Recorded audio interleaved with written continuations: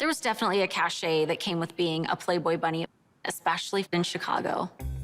The bunnies that worked there would live on the upper story of the original Playboy Mansion in Chicago.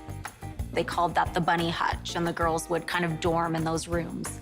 It was not mandatory for the Chicago bunnies to live at the mansion, but if they wanted to, there was that option.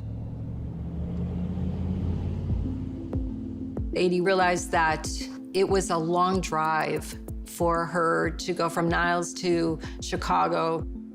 So she had decided that she wanted to live in the mansion. And then it would be cheaper than getting an apartment on her own over there.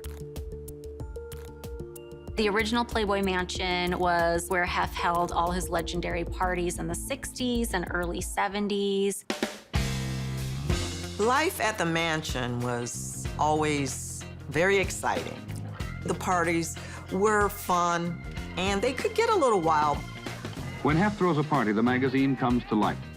His Chicago mansion is a peeping Tom's paradise. 40 live-in bunnies are there to be enjoyed, but only by the eye of the beholder. If you wanted to go for a swim, there was an indoor pool. The underground swimming pool is kidney-shaped and filled with bikinis. Entertainment for the barflies next door. You would often see Hefner in the living room ballroom with his pipe in his mouth and just being very casual.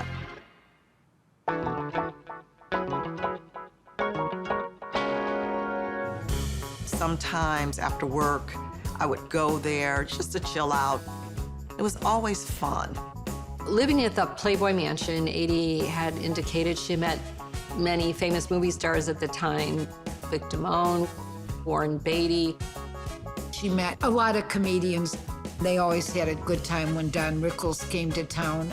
Adie had the excitement of meeting new people, doing things. She also did traveling. She went to different areas like Hawaii, Jamaica, Florida, Las Vegas, California. It was a different world for her, something that she hadn't experienced before. Must have been so exciting to be surrounded by all these parties all the time, but that catches up to you pretty quick.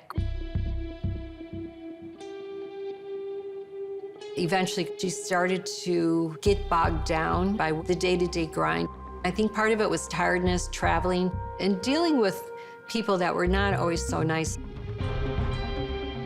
The bunnies were like the celebrities themselves.